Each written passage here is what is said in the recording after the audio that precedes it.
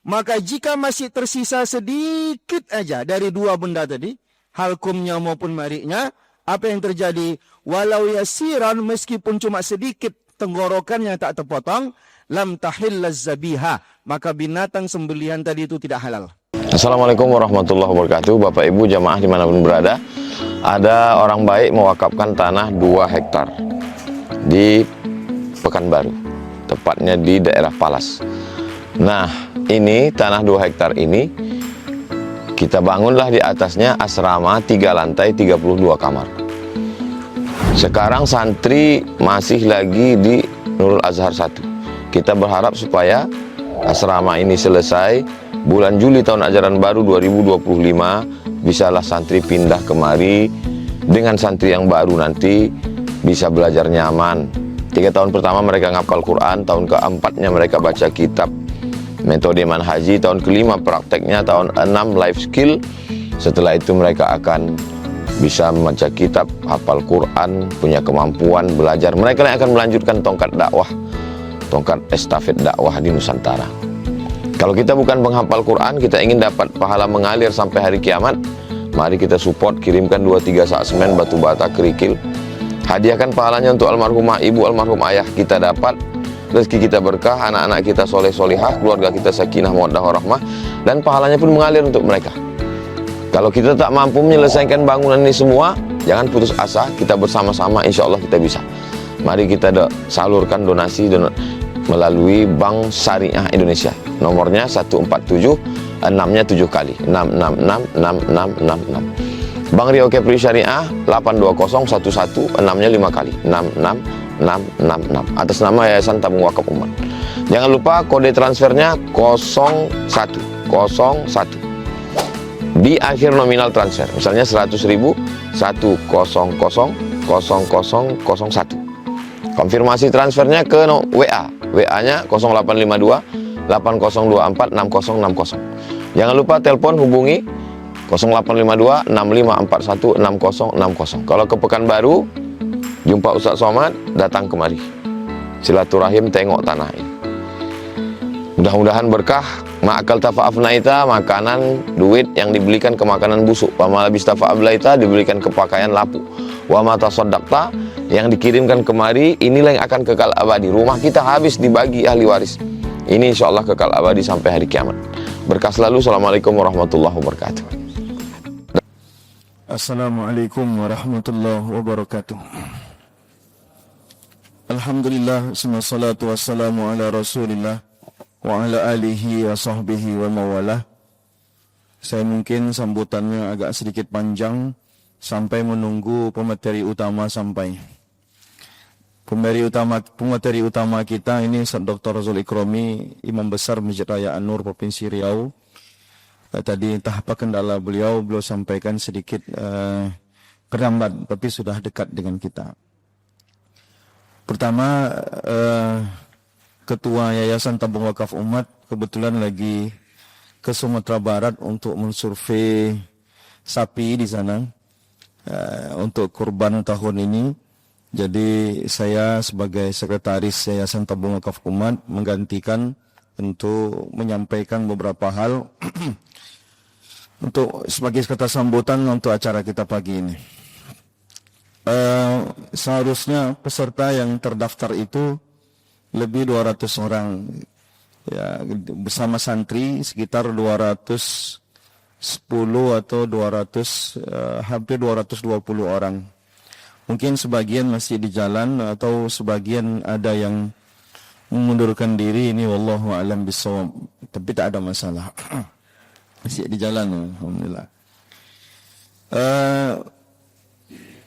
Awalnya saya diminta pengurus Juleha untuk melaksanakan ini di Masjid Raya An-Nur Provinsi Riau, di Masjid Nurul Waton. Karena Masjid An-Nur juga melaksanakan, segianya Masjid Nurul Waton juga melaksanakan. Tapi karena Masjid Nurul Waton tidak punya biaya untuk melaksanakannya, dan bagi saya nampaknya sebagian orang akan kejauhan ke sana. Jadi saya ambil putusan bahwa kegiatan ini kita laksanakan di pondok pesantren ini. Harapannya masyarakat yang ada di sekitar Palas ini bisa ngikuti. Target kita para asatis dan terutama para panitia yang ditunjuk oleh masjidnya untuk menyelenggarakan pelaksanaan hewan kurban. Mengapa pelaksanaan ini dianggap penting? Jadi hari ini tema kita ini ada empat sesi. Pagi ini sesi materi secara umum. Nanti ba'da zuhur nanti baru nanti materi khusus tentang pengelolaan hewannya dan juga praktek bagaimana cara menyembelihnya. Jadi kita bagi dua. Pagi ini kami yang ngasih materi, nanti siang nanti baru pihak Juleha nanti yang akan ngasih materi. Materi pertama kita untuk sesi 1 hari ini fokus tentang bagaimana fikih tentang terkait hal-hal pelaksanaan kurban dan juga tentang kepanitiaan kurban. Karena kita temukan khususnya di Pekanbaru ini banyak terjadi kesalahan-kesalahan yang sudah mendarah daging yang sebenarnya jika dikaji dengan secara hukum, panitia di masjid ini dah banyak nanggung dosa, bukan dapat pahala. Nah, kita lihat praktek pelaksanaan yang dilaksanakan oleh panitia bersalah-salahan, sehingga saya kalau bahasa kasarnya, setiap tahun panitia kurban di masjid itu nanggung dosa, bukan dapat pahala. Terutama terkait dengan upah daripada panitia itu, berkaitan dengan upah panitia. Tidak sedikit masjid menjadikan daging, tulang, kepala, kaki, dan kulit sebagai upah untuk panitia. Padahal itu disepakati keharamannya. Tapi tak ada masjid yang mau berubah dari situ. Padahal tidak ada ulama menghalalkannya. Karena Nabi sendiri melarang Sayyidina Ali bin Abi Thalib untuk menggunakan hewan kurban itu sebagai upah. Walaupun kita ganti dengan bahasa hadiah, dalam fikih kita yang dipakai itu bukan kalimatnya tapi maknanya. Kita menggunakan kalimat hadiah tapi hakikatnya apa? Upah. Disitulah setiap tahun pengurus masjid meraup banyak dosa. Padahal pengurus masjid tidak berfungsi untuk melaksanakan kurban. Ingat itu. Ini perlu kita ketahui. Tugas pengurus masjid tidak ada melaksanakan kurban. Tapi kita kegatalan untuk menerima itu. Tapi tak masalah lah, telanjur kita terima. Jadi panitia, apa boleh buat. Tapi secara hakikatnya, pengurus masjid tidak ada fungsinya untuk melaksanakan kurban. Seafdal-afdal pelaksanaan kurban adalah dilaksanakan oleh si pekurban sendiri. Bukan dilaksanakan oleh pihak pengurus masjid. Yang kedua, jadi persoalan lagi. Apakah masjid boleh digunakan untuk melaksanakan kurban? Hati-hati, masjid ini wakaf atau tidak wakaf. Itu satu. Yang kedua, panitia itu bisa nggak menjaga kesucian daripada masjid dari darah-darah. Darah adalah najis. Sehingga ulama sepakat mengatakan pelaksanaan kurban tidak maslahat untuk masjid. Saya ulangi, pelaksanaan kurban tidak maslahat untuk masjid. Sehingga kita menumpang sifatnya melaksanakan di masjid. Yang seelok-eloknya dilaksanakan di rumah masing-masing, tapi kita numpang berada di masjid melaksanakannya. Karena kita numpang di masjid, maka yang kita perhatikan pertama, jangan pakai aset wakaf masjid. Listriknya, airnya. Kalau dipakai wajib diganti. Kalau dipakai wajib diganti. Karena dia bukan untuk keperluan masjid. Kurban bukan untuk keperluan masjid. Hati-hati. Maka kalau kita gunakan kurban peralatan masjid, daya masjid, air masjid, orang menyumbang ke masjid bukan untuk itu. Maka upayakan itu diganti, tapi tak mahal gantinya insyaAllah. Ganti saja. Supaya aman kita daripada, kecuali masjid, kayak kami, Masjid Nurul Waton, masjid milik provinsi, bukan wakaf. Itu hibah dari pemerintah. Tak ada persoalan. Tapi masjid di rumah bapak itu kategorinya apa? Wakaf. Maka hati-hati. Itu persoalan lagi. Banyak persoalan.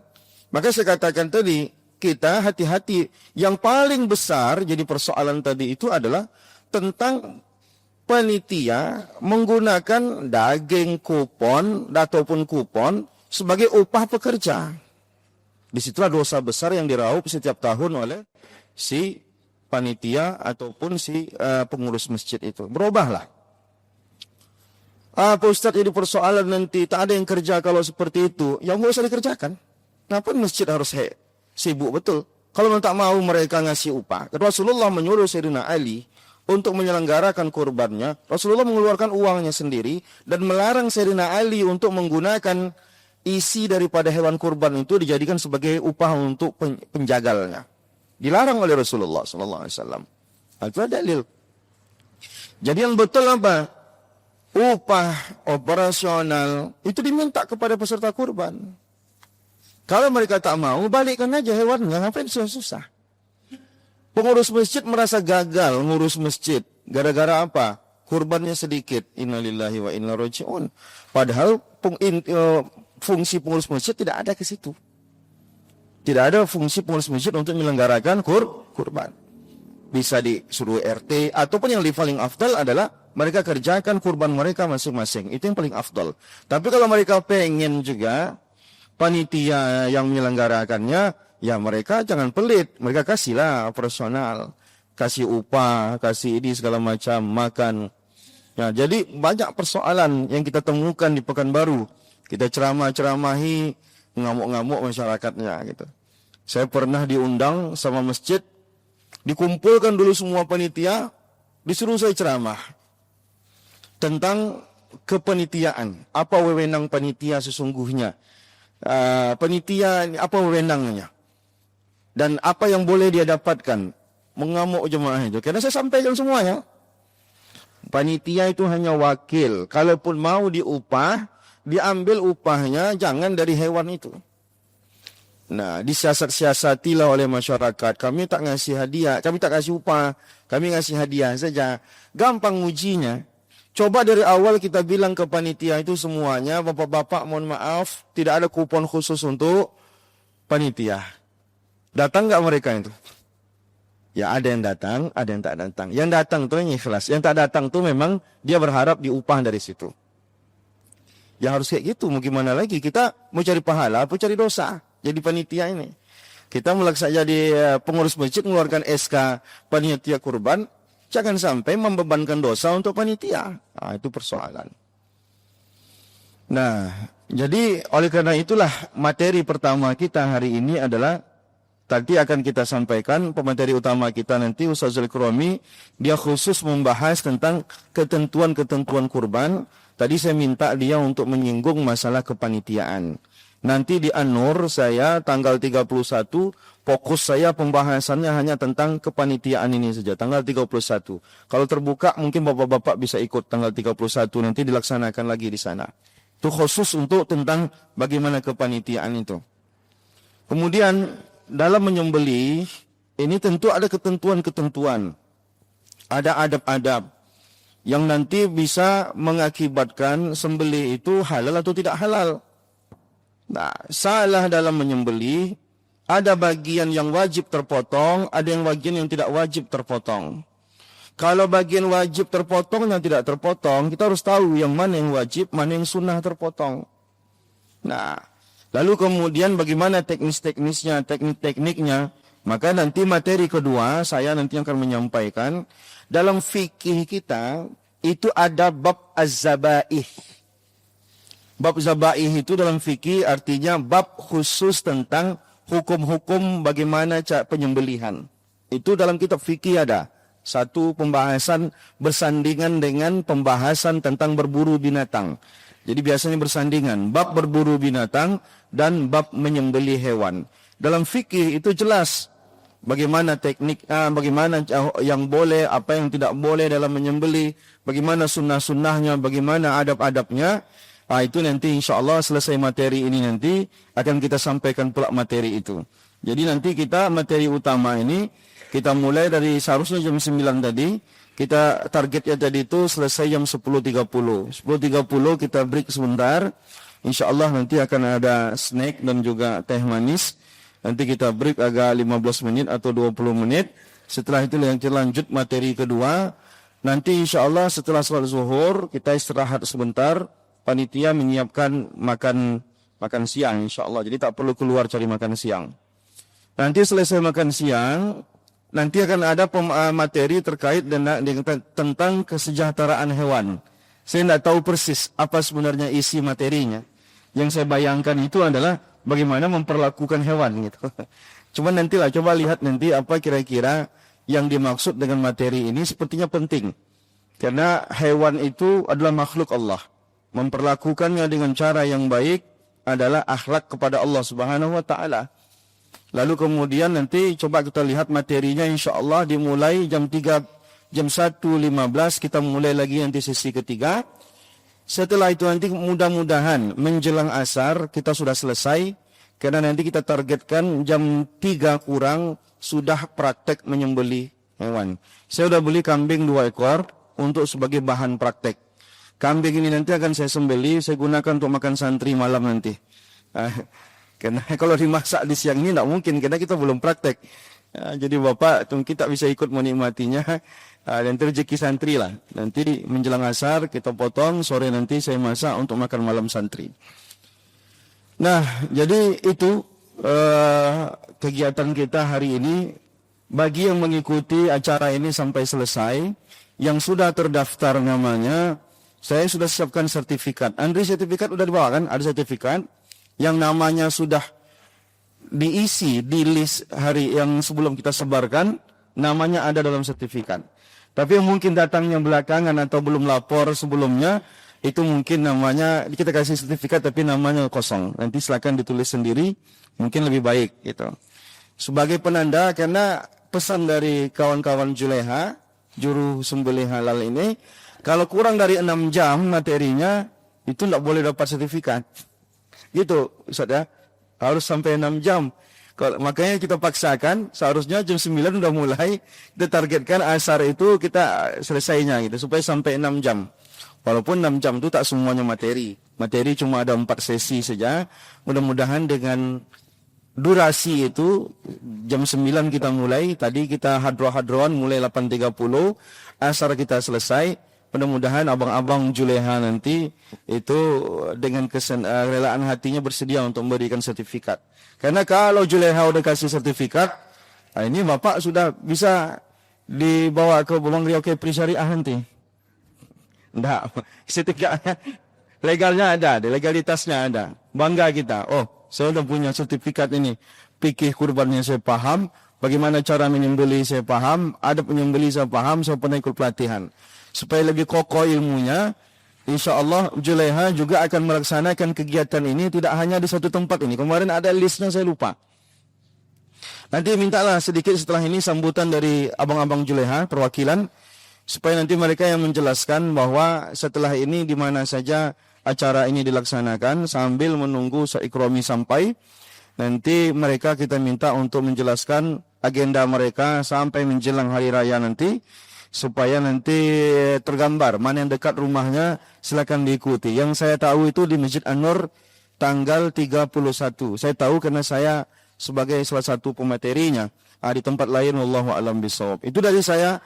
Kegiatan ini sengaja saya minta kawan-kawan dari Takdir untuk mengumpulkan pesertanya. Karena saya mohon maaf, walaupun sudah hampir tahun di sini, tak punya koneksi dengan kumpulan masjid-masjid yang ada di sini. Kecuali nanti memang kita sudah punya asosiasi masjid-masjid, perkumpulan masjid-masjid Palas misalkan, itu bagus juga. Sehingga kita bisa koordinasi. Kalau ada acara-acara, kita tinggal share di grup. Saya tidak tahu bapak-bapak di sini adalah pengurus di masjidnya masing-masing.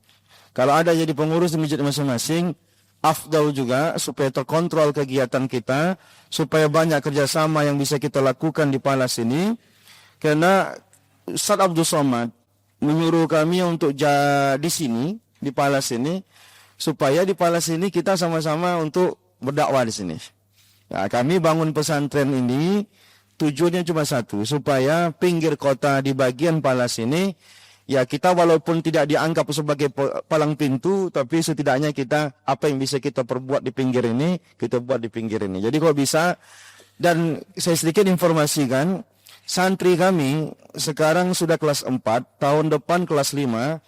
Ini sekaligus saya sampaikan kepada ibu sekalian, kami walaupun bukan jamaah tabligh, Tapi kemungkinan program jauhlah kami akan dimulai di bulan Juli. Jadi kami kemungkinan akan ada khuruj juga. Jadi mohon nih bapak-bapak ibu sekalian menerima anak-anak kami di masjidnya masing-masing. Jadi kemungkinan format acaranya itu kurang lebih santri kami, silakan Ustaz Akrami, kegiatannya itu Sabtu masuk masjid, Minggu sore keluar dari masjid. Ini saya sekalian promo lah, minta tolong nanti disambut kami. Sabtu sore itu santri kami masuk, acaranya malamnya kami laksanakan tablik akbar di masjid Bapak. Tidak usah pikirkan biaya, itu semua biaya dari kami. Ustadznya pun dari kami. Kemudian paginya, subuhnya jam 3.30, silakan Ustaz. Abang Maghrib Juleha boleh juga duduk sini. Yang subuhnya jam 3.30 kami mengajak masyarakat untuk tahajud, masyarakat setempat. Kemudian sampai subuh silakan Abang Ketua Juleha atau yang pun juga Rasid. Nah, jam 3.30-nya tahajud, kami minta masyarakat untuk ikut. Habis subuhnya ada kajian biasa. Kemudian setelah itu paginya kami buka masyarakat yang ingin tahsin, terkhusus anak-anak. Kemudian kami ajak lagi masyarakat untuk taklim sampai asar. Siangnya kami gotong royong membersihkan masjid. Setelah itu asarnya kami pamit pulang. Itulah kegiatannya, mudah-mudahan positif. Jadi mohon mulai Juli atau Agustus santri kelas 5 kami. Jadi memang kami targetkan kelas 5 kelas 6 saja. Kelas 4 belum kami berdayakan. Kelas 5 kelas 6 itu kami akan melaksanakan mungkin 2 kali dalam sebulan. Sekali terjun anak 10 orang didampingi dengan 2 orang ustadz, jadi 12 orang. Jadi insya Allah kita laksanakan tablik akbar.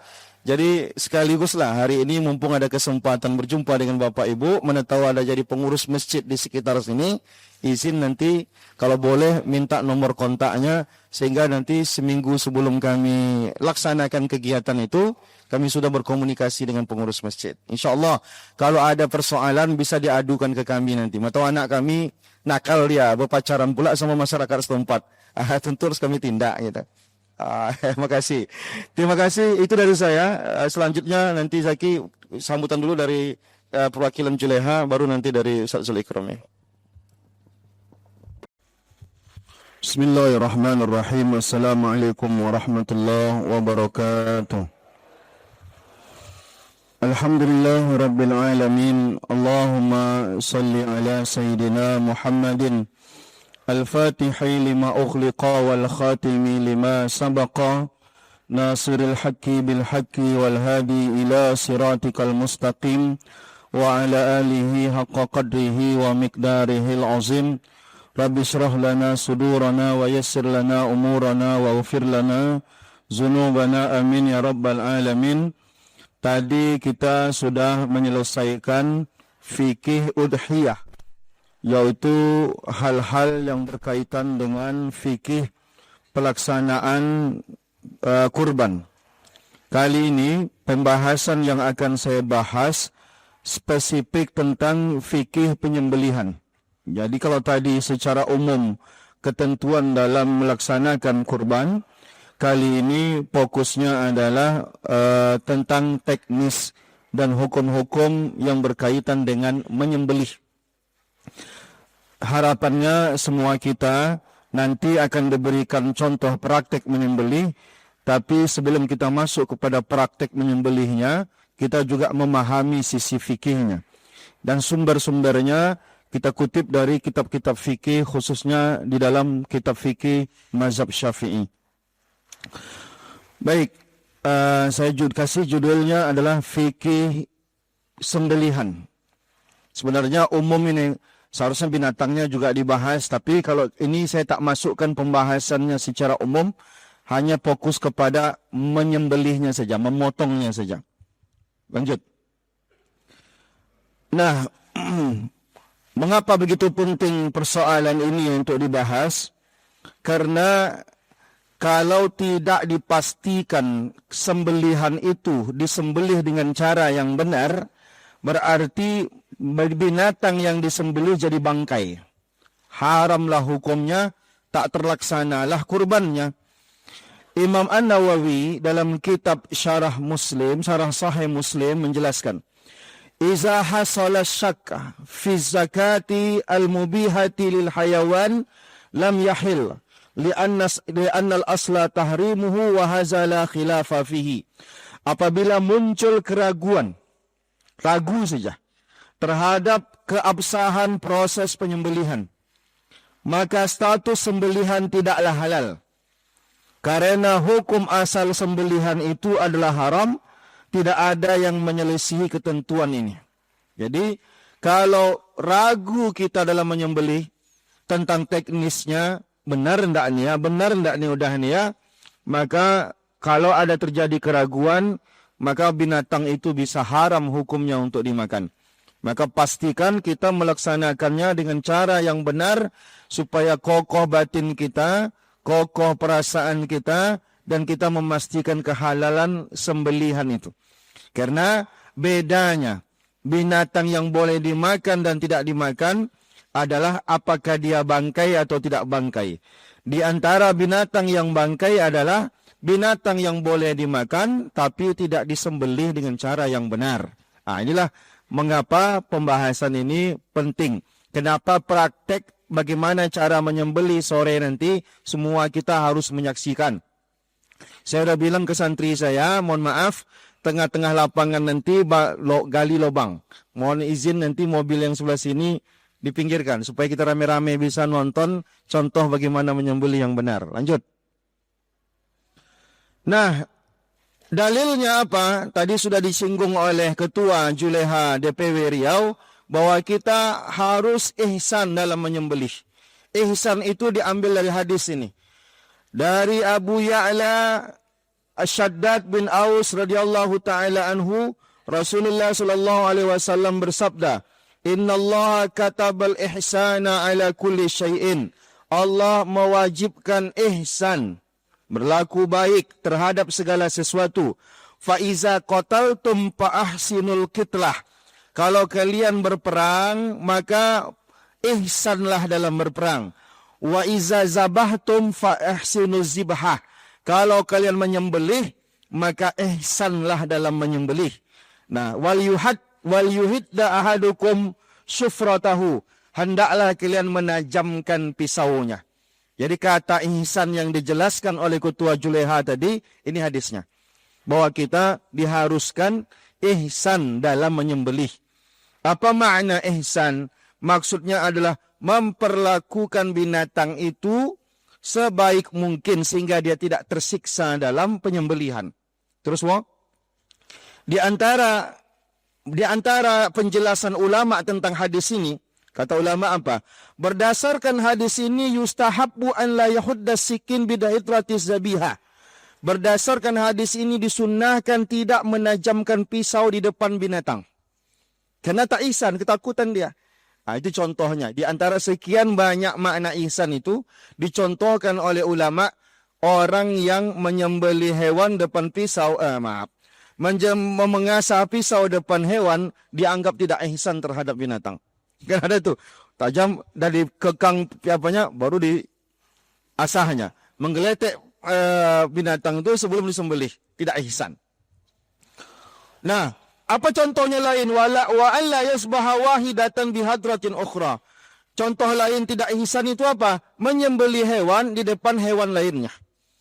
Binatang sapi satu di sini, sapi sini satu. Sapi yang di sini menonton kawannya disembelih. Itu tidak ihsan, kata ulama.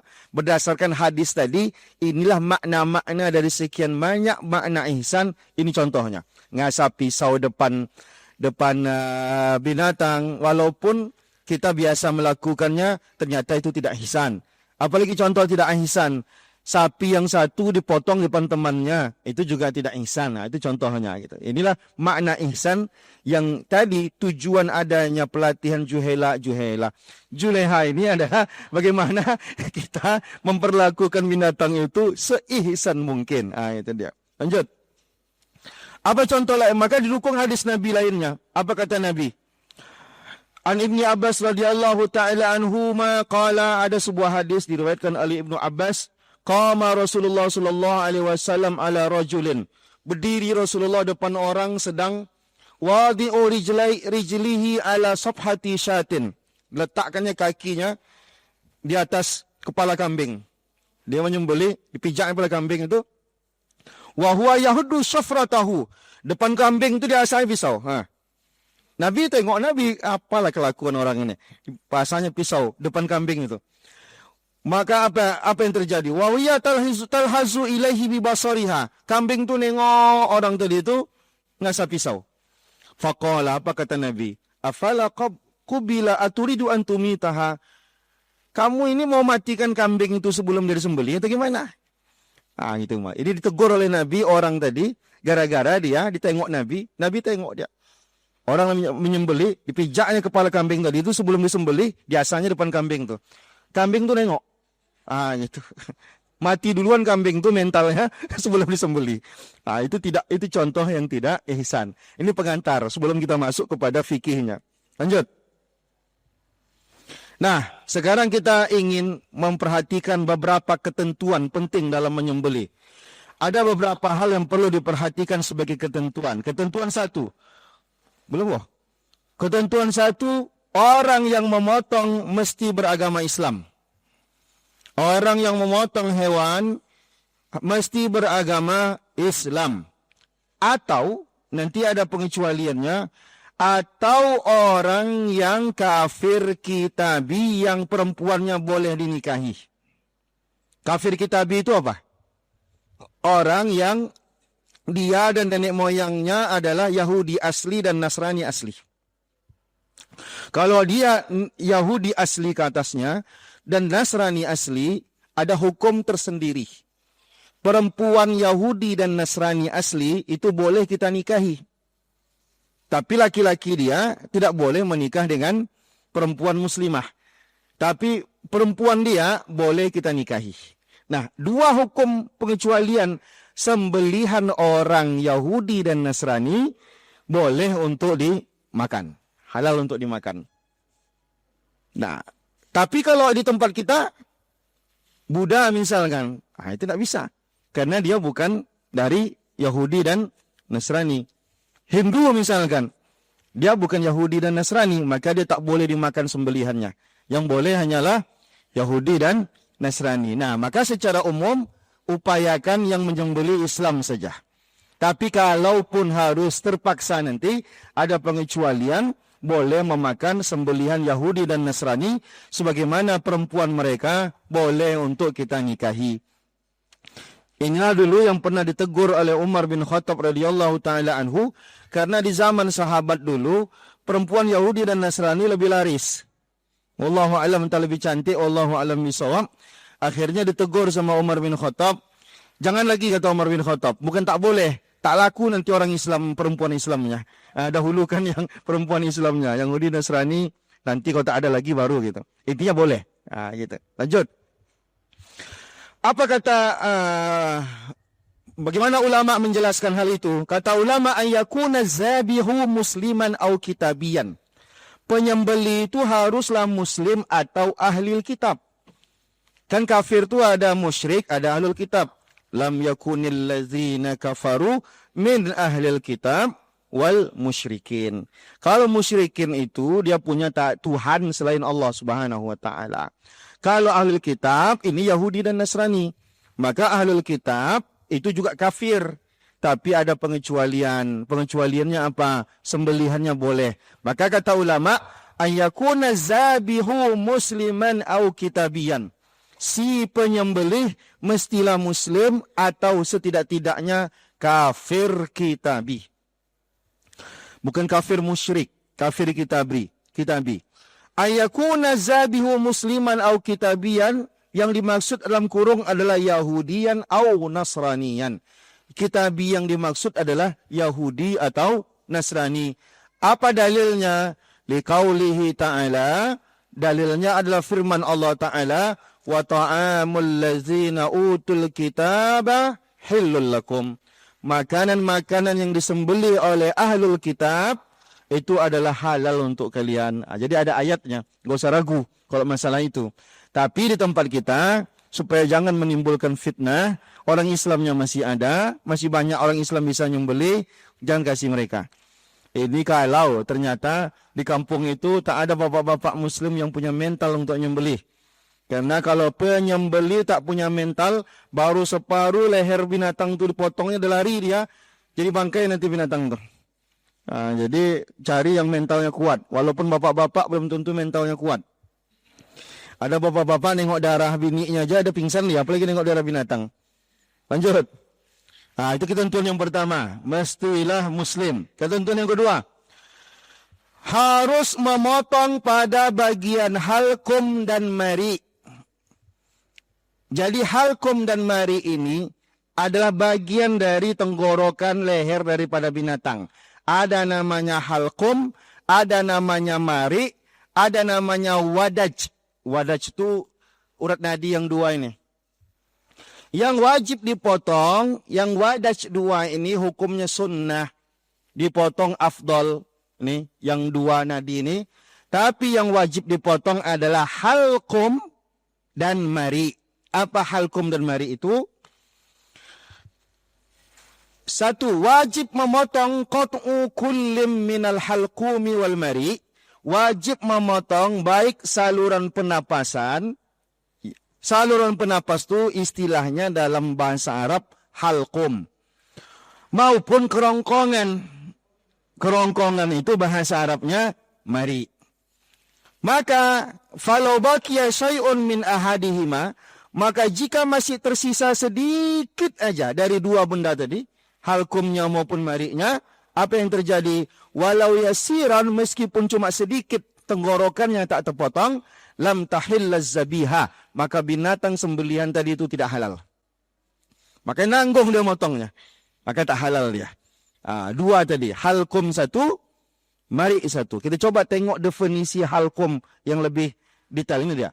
Satu, halkum. Halkum apa? Majaran nafsi dukhulan wa khurujan.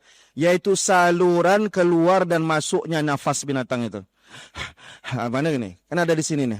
Saluran nafas. Saya tidak tahu kalau gambarnya ada, tapi saya searching gambarnya tidak ada yang jelas, terang gitu. Tapi intinya yang disebut dengan halkum adalah saluran pernapasan. Keluarnya dan masuknya nafas binatang itu disebut dengan halkum. Kita pun punya halkum juga.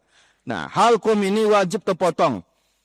Kalau sedikit aja tinggal tak terpotong, tak sahlah sembelihan. Yang kedua, mari. Apa yang dimaksud dengan mari? Mari adalah majarat ta'ami wasyarabi wa huwa tahtal halqum. Yaitu saluran makanan dan minuman yang berada di bawah halqum. Jadi berdempet dia posisinya. Bagian yang paling luar itu namanya halqum. Yang bagian agak ke dalam itu namanya mari.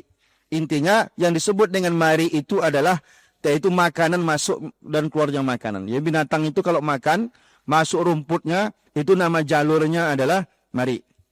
Nah, kalau nafasnya tadi itu namanya halqum. Dua ini yang wajib.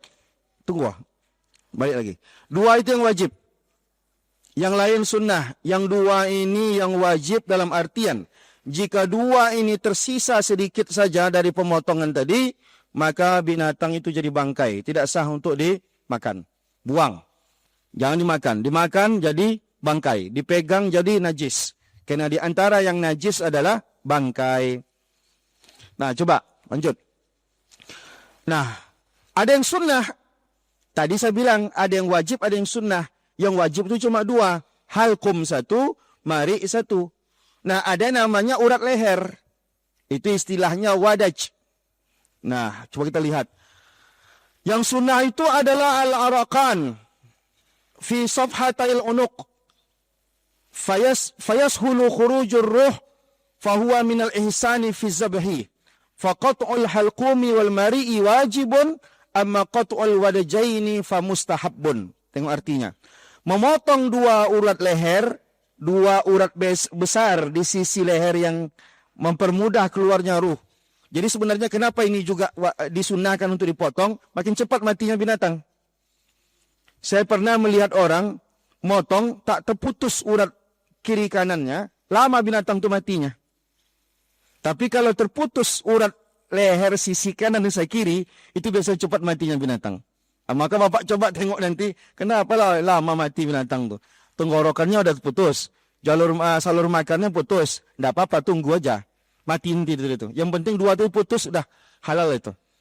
Nah, tapi yang kalau mau cepat matinya, karena fungsi urat leher itu adalah kalau diputuskan mempercepat kematiannya, maka memotong kiri kanan itu bagian daripada ihsan. Berarti kata ulama, termasuk bentuk ihsan dalam penyembelihan, memotong urat kiri kanan leher itu bagian daripada ihsan. Artinya kalau tak dipotong tak jadi masalah, karena dia bukan bagian yang wajib. Tapi kalau dipotong, sunnah, karena dia bagian dari bentuk perbuatan baik kita kepada binatang. Perbuatan baik kita kepada binatang itu adalah mengusahakan supaya jangan lama-lama memotongnya dan cepat dia matinya. Nah, itu. Maka kata ulama tadi apa? Memotong halkum, memotong saluran pernapasan, dan kerongkongan, mari tadi adalah wajib.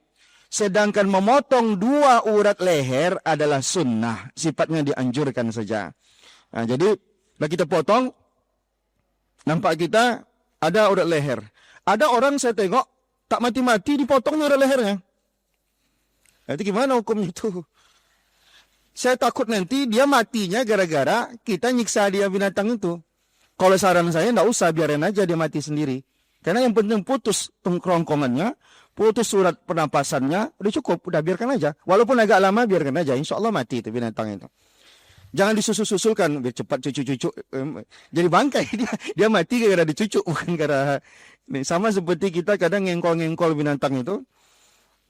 Begitu dari sembelih, upayakan cepat ikatannya, himpitan-himpitannya. Jangan dia mati gara-gara dihimpit itu. Bukan mati gara-gara sembelihan gitu. Jadi supaya kan cepat dia dilepaskan supaya dia tidak terkesan mati gara-gara kita pijak. Tapi matinya betul-betul karena sembelihan.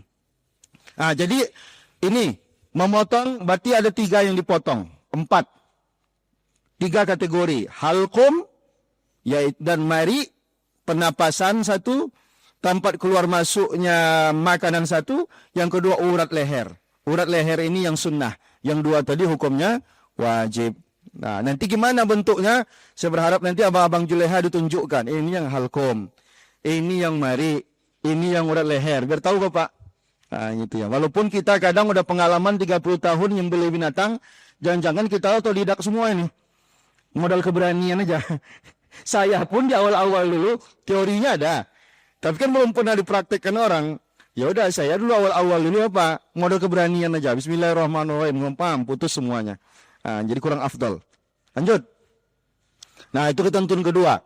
Pertama tadi ketentuannya adalah yang motong mesti beragama Islam. Dan ketentuan yang kedua, dipotong dengan, yang wajib dipotong harus terpotong. Yang ketiga ketentuannya, memotong dengan cara yang benar. Tadi bagian mana yang dipotong. Sekarang bagaimana cara memotongnya. Nah, lanjut. Al-isra'u bil qat'i wa bidaf'atin wahidatin. Penyembelihan harus dilakukan dengan cara cepat dan satu gerakan. Tak boleh diangsur-angsur. Cup. Tinggalkan dulu. Takut bapak itu lari sana, balik lagi dia cup. Lari dia, balik lagi dia. Itu namanya tidak daf'ah wahidah. Bisa jadi bangkai nanti binatang itu. Bagaimana gambarannya? Bihaisu law ta'anna fabalagal hayawan harakatal mazbuh qabla qat'i jami'il halqum wal mari batalatiz tazkiyah walam tahiliz zabihah. Sehingga jika penyembelihannya dilakukan dengan lambat. Bagaimana kategori lambatnya? Sehingga hewan itu menunjukkan gerakan seperti hewan yang sudah disembelih sebelum lagi terpotong. Belum terpotong lagi dia, ditinggalkan dia, belum selesai, ditinggalkannya. Maka hewan tadi itu menggelupur-gelupur merasakannya. Belum terpotong seluruh tenggorokan dan kerongkongannya. Artinya diangsurnya. Belum lagi putus tenggorokan dan kerongkongannya, ditinggalkannya. Diangsurnya lagi. Itu tidak boleh. Mesti daf'ah wahidah. Sap. Kalau bisa, kalaupun ditarik, jangan ditinggalkan. Tarik, ulur sampai selesai. Afdalnya sekali gesek, habis langsung. Atau ditarik, langsung habis. Jangan digergaji binatangnya. Ini kenapa gak boleh kita pakai pisau yang tumpul. Saya pernah itu menyesal dalam diri saya. karena pisaunya agak tumpul. Lama. Rupanya pisaunya itu kurang bagus. Nah, kita iba, walaupun sah tapi iba kita. Nah, yang betul adalah pisaunya tajam sehingga sekali gesek tenaga kita tak habis. Serap, kalau masih kurang rasanya tarik lagi. Tapi jangan serap, tarik pisaunya. Serap, ambil pisaunya lagi. Ah, itu namanya tidak daf'a wahidah, itu tak boleh.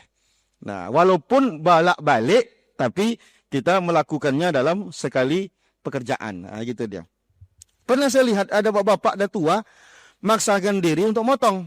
Tenaganya habis. Bapak itu ikut pula ada ngengkol-ngengkol binatang itu, habis tenaga dia.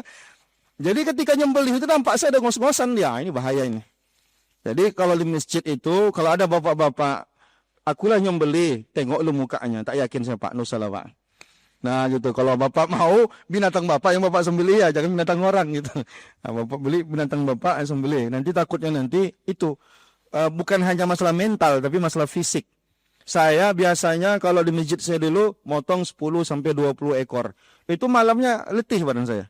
Walaupun cuma itu aja, tapi kan tenaga yang dipakai itu langsung full tenaga. Jadi kalau seandainya tenaganya tidak kuat, maka bisa tanggung.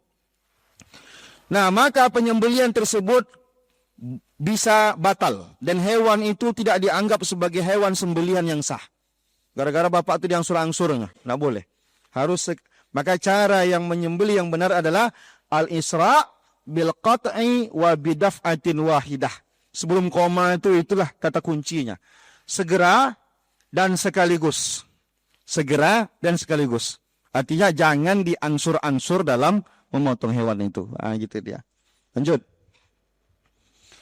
Yustahabbu lizabih imraru sikin biquwwatin wa tahamulin zahaban wa audan liyakuna ada'ah ay ashalu wa asra'. Disunahkan bagi si penyembelih untuk menggerakkan pisau tadi dengan tenaga yang kuat dan menekan dengan kuat. Nah, jadi jangan tanggung-tanggung tenaga dikeluarkan.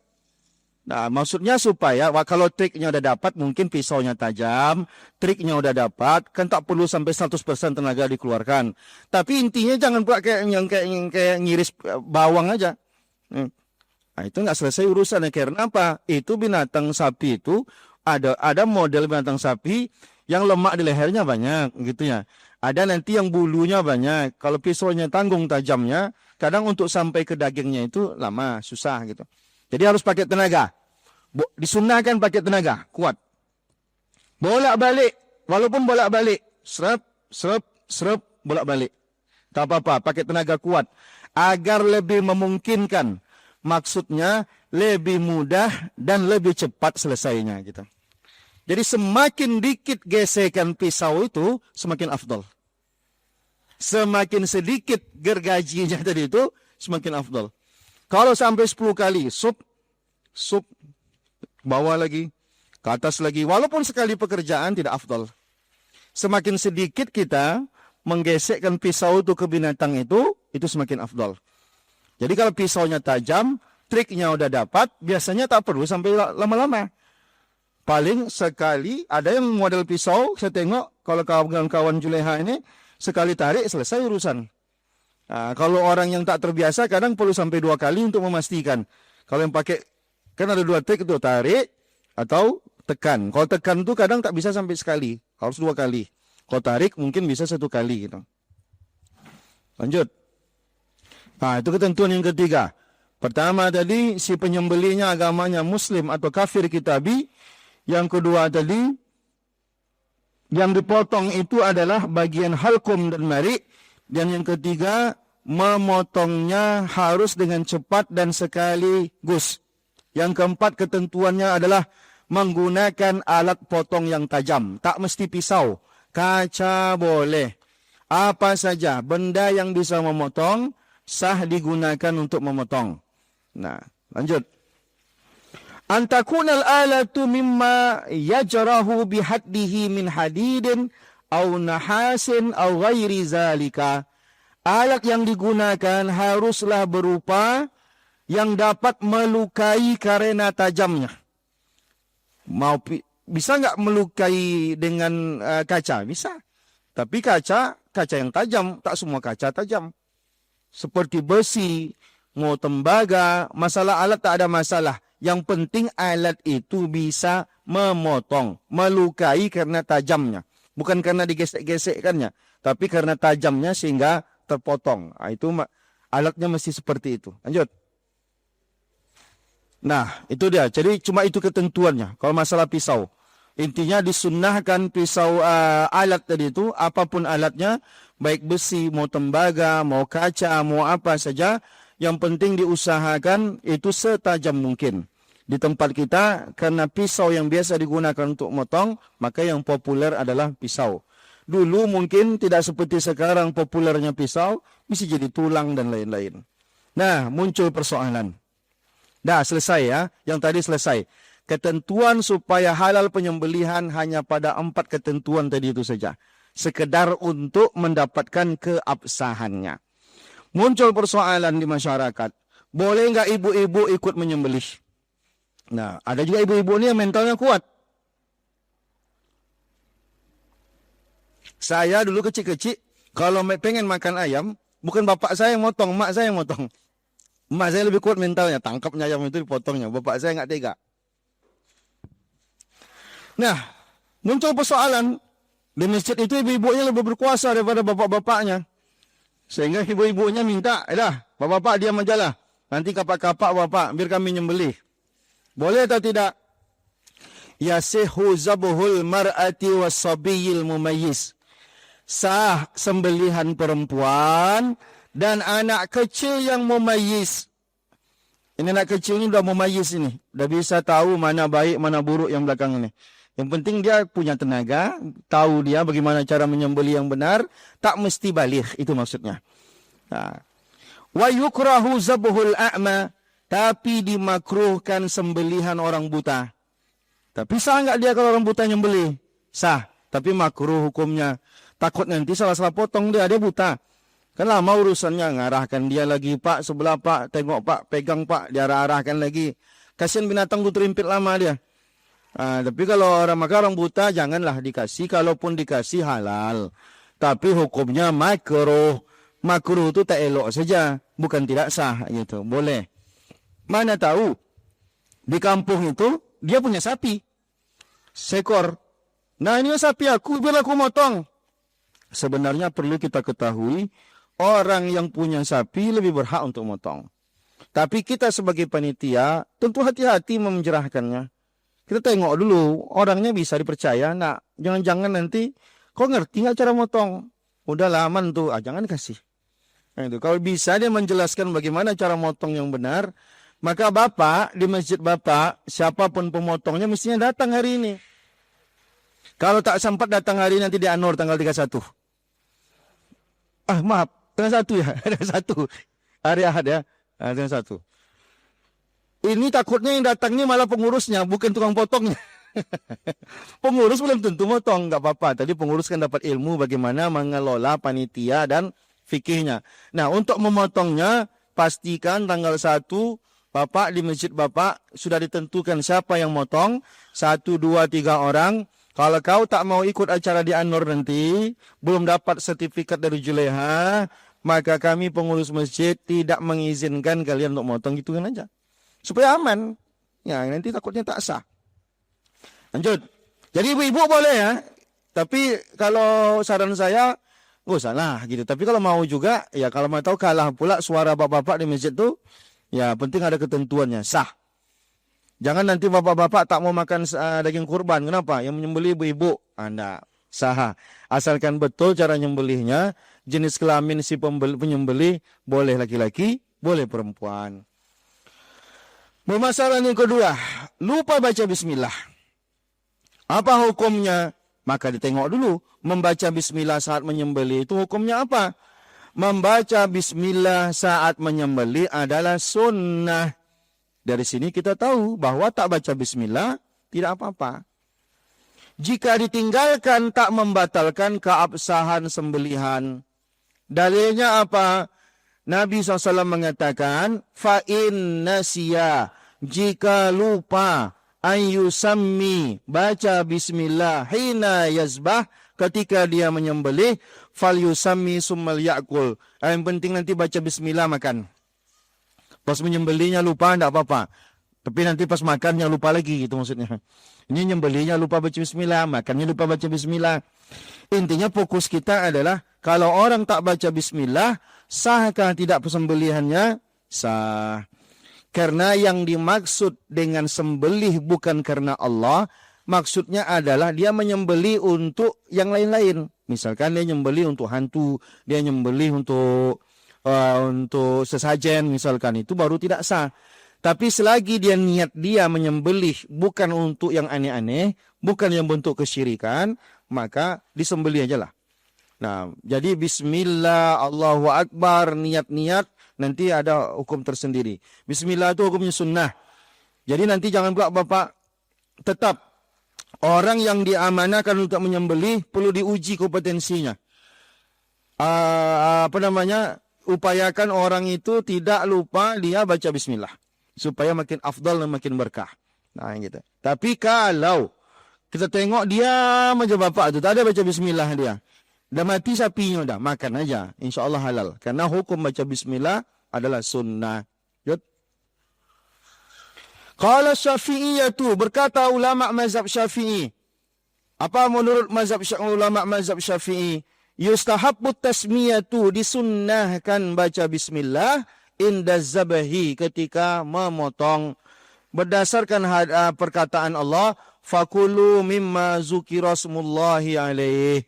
Walaupun di sini ayat Quran, tidak semua ayat Quran bermakna wajib, tapi hanya bermakna perintah.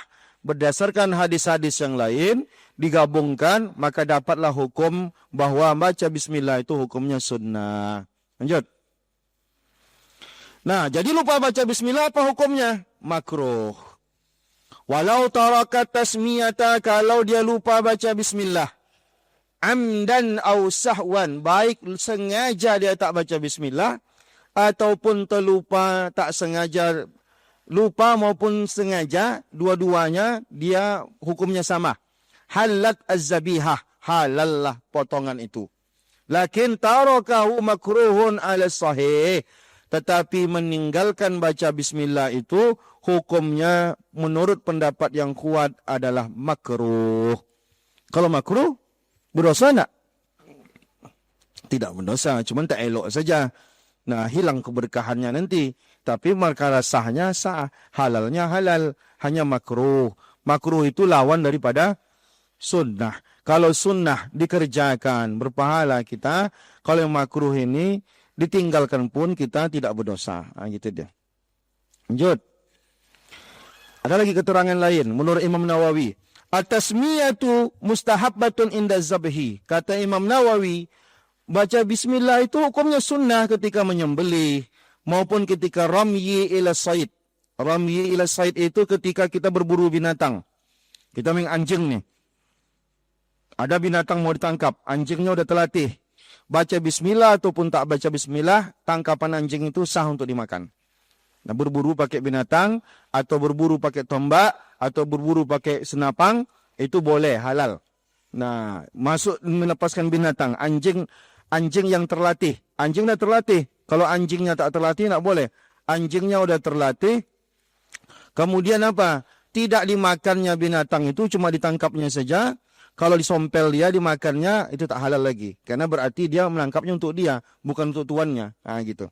Jadi intinya menyembelih maupun melepaskan tombak, ataupun pistol, ataupun anjing buruan, lupa baca bismillah, hanya hukumnya makruh. Karena Imam Nawawi pun mengatakan hukumnya sunnah. Lanjut. Nah, ada lagi tambahan takbir. Bismillah, tadi kan ada dipraktekkan sama orang Juleha tadi. Bismillahi, Allahu Akbar. Nah, Allahu Akbarnya apa hukumnya? Wattafaqa ashabuna ala istihbabit takbir. Dan para ulama mazhab Syafi'i sepakat disunnahkan membaca takbir ma'at tasmiyati, yang dibaca bersamaan dengan baca bismillah. Fayaqulu bismillahi wallahu akbar, atau bismillahi Allahu akbar. Dua-duanya sunnah. Baca bismillahnya sunnah, baca Allahu akbarnya pun sunnah. Artinya apa maksud sunnah? Kalau dikerjakannya, makin sempurnalah potongannya. Bukan sah atau tidak sahnya potongan. Tapi makin sempurnalah keafdolan, keutamaan, pahala, dan lain-lain. Nah, gitu dia. Lanjut. Nanti sebenarnya ada pembahasan lagi tentang selawat ketika menyembelih. Sama juga, berselawat ketika menyembelih pun hukumnya sunnah. Ada sunnah lainnya yang perlu dijaga ketika kita menyembelih.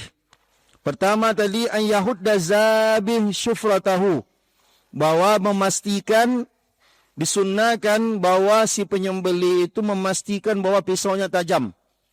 Wah, ini pisau saya ini mereknya ini buatan besi Jerman nih. Mau besi Jerman, mau besi apa, dites lah dulu.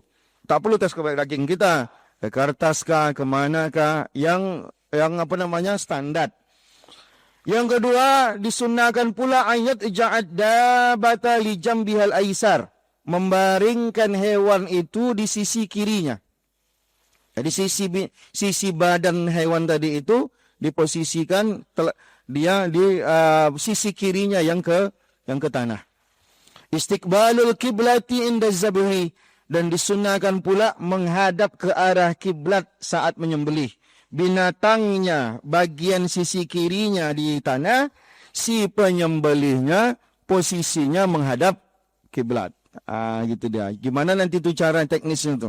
Binatangnya sisi kirinya di tanah, berarti kalau kiblatnya di sana, kakinya berarti sebelah sana, kepalanya sebelah sana, lalu sisi kirinya di tanah.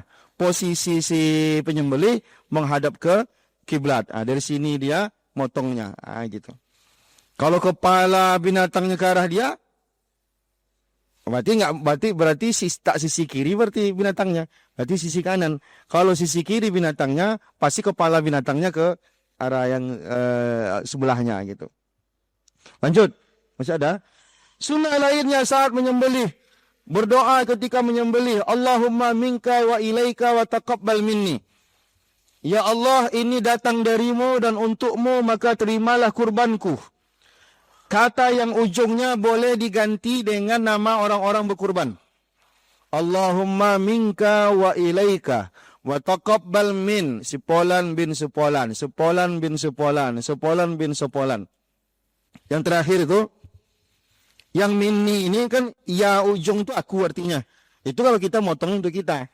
Tapi kalau kita memotong untuk orang lain disunnahkan yang ujung tu minni itu min aja, lalu disebutkan nama-nama si orang-orang yang berkorban. Min Sepolan bin Sepolan, Sepolan bin Sepolan, Sepolan bin Sepolan. Supaya kedengaran pula sama orang yang berkorban tadi, puas pula batin dia.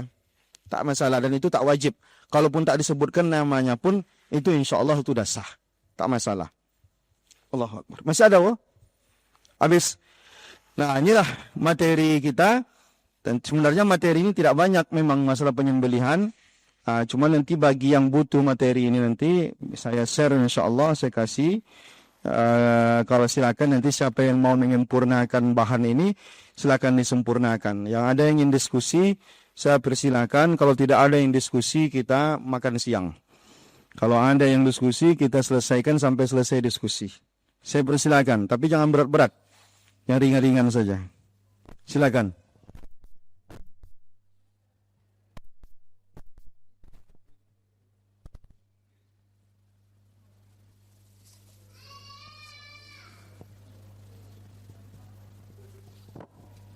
Assalamualaikum warahmatullahi wabarakatuh.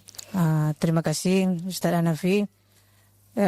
Saya ingin bertanya terkait dengan bahan pisau. Ada beberapa memang dari besi atau yang disebutkan Ustaz tadi kaca boleh atau yang lain. Ini terkait dengan bagian dari besi tersebut. Artinya handle-nya atau sarungnya itu terbuat dari tanduk atau hewan yang lain gitu. Atau bagian itu terbuat dari tulang atau dari kulit seperti itu, Ustaz. Apakah itu termasuk dihukumi bagian dari yang dimakruhkan Rasulullah terkait dengan kuku dan gigi atau membuatkan itu, Ustaz?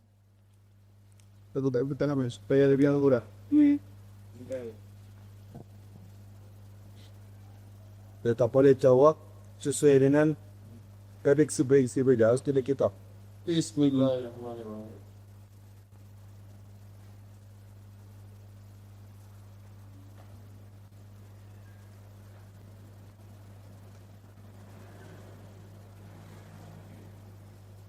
Supaya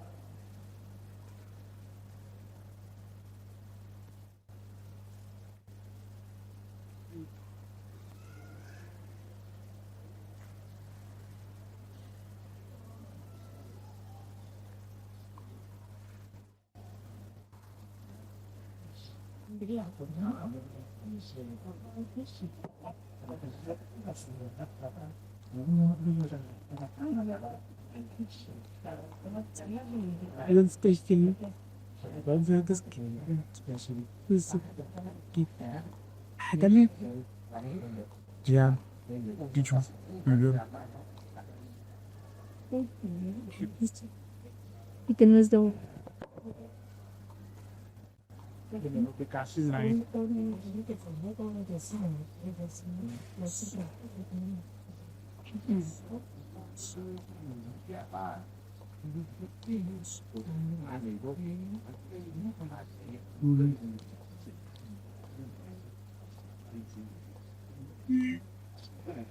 nah, gua pegang. Tapi bahasa Arab kalau bahasa Indonesia kita terjemahkan. Siap, Ustaz.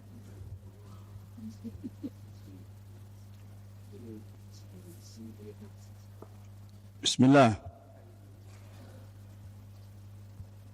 Ini kitab Al-Fiqhul Manhaji dalam mazhab Syafi'i.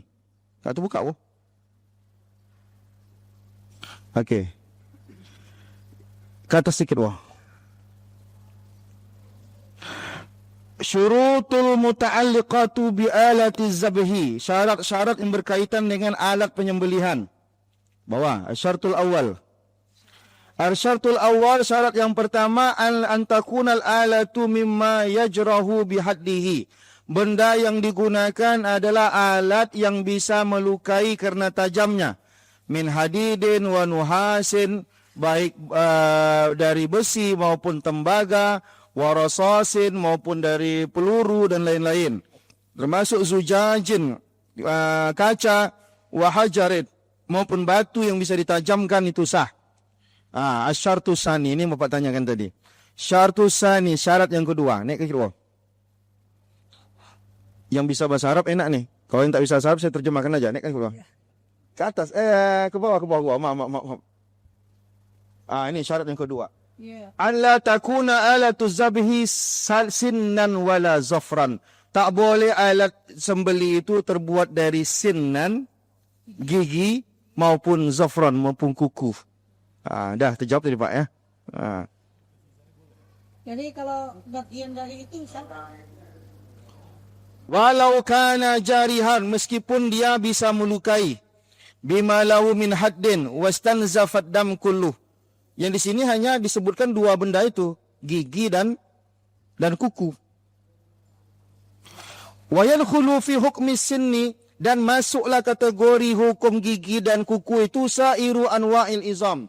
Semua tulang-tulang. Berarti tulang-tulang juga tak boleh disamakan hukumnya. Tulang. Karena kata dia tadi, naik ikut wa yadkhulu, dan masuklah pada hukum gigi dan kuku itu termasuk di antaranya sairu anwa'il azam. Semua macam tulang. Berarti tanduk itu masuk tulang. Ya, masuklah kategori itu. Artinya dalam tubuh binatang tadi. Salaun kanat min adamin au ghairihi. Baik itu dari tubuhnya manusia ataupun tubuh binatang yang lainnya. Berarti gigi tak boleh, kuku tak boleh, tulang belulangnya ditajamkan tak boleh. Kalau kita kiaskan mungkin tanduknya pun, tapi tak disebutkan secara spesifik tanduk di sini, tapi bisa jadi dikiaskan masuk ke dalam itu. Wallahu a'lam. Kalau seandainya itu kan masalah Ditajamkan. tulang ya, tulang itu tajamkan kan. Kalau katanya ini kan gagang yang sangat Gagang tak masuk. Karena yang dimasukkan di sini adalah yang melukainya tadi. Yang tak diboleh menggunakan untuk melukainya. Kalau ke gagangnya tidak ada masalah. Mungkin kulit binatang atau kan biasa dijadikan sebagai pemegang kan, alat untuk memegangnya. Yang jadi persoalan di sini kan yang digunakan untuk melukai binatangnya tadi. Nah, itu dia. Oke. Ada lagi yang lain? Silakan Ustaz. Mungkin masuk dalam penjelasan itu karena ada pertanyaan juga di berbagai masyarakat di kampung mereka dengan hinis yaitu bambu, apakah masuk kategori dari selain besi dan tembaga karena itu juga tajam? Sebenarnya kalimat yang digunakan dalam kitab itu mimma yajrah. Mimma yajrah itu tidak membatasi alat.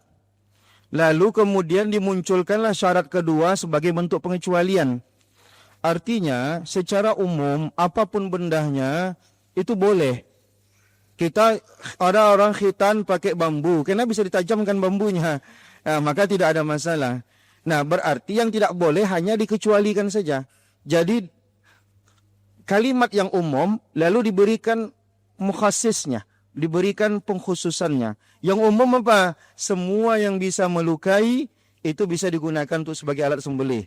Lalu dikasihkan pengecualian, yaitu gigi dan tulang dan juga tadi kita bilang apa kuku dan lain-lain, yaitu unsur yang ada pada binatang tadi. Artinya yang kita hindari adalah yang dikecualikan. Karena pada syarat yang pertama tadi disebutkan secara umum semua yang bisa melukai karena tajamnya, syaratnya itu melukai karena tajamnya. Jadi semua benda yang bisa ditajamkan itu bisa dijadikan sebagai alat potong. Lalu dikasih pengecualian, yaitu tadi yang disebutkan beberapa hal. Wallahu a'lam bishawab. Laser. Wallahu a'lam, saya itu perlu bahas lagi tuh. Nanti berarti fikih kontemporer itu tak dapat kita dalam fikih-fikih klasik. Bolehkah motong pakai alat laser? Itu perlu, saya tak bisa jawab sekarang. Itu tang saya kalau itu. Orang sekitan ke laser. Gitu. Saya lebih cenderung mengatakan itu kan tidak boleh. Tapi nanti jawaban aslinya nantilah kita. Tapi secara umum kalau saya sekarang ini, kalau jawaban cepatnya itu tidak boleh. Enggak boleh ya. Ya. Tapi nanti alasannya apa tak boleh, nanti kita cari. Bisa. Kalau tak bolehnya tak boleh memang gitu. Yang tak kerja nanti orang.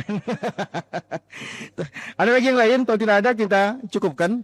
Ya, kita cukupkan. Subhanakallahumma bihamdika asyhadu an la ilaha illa anta astaghfiruka wa atubu ilaik. Assalamualaikum warahmatullahi wabarakatuh. Waalaikumsalam warahmatullahi wabarakatuh.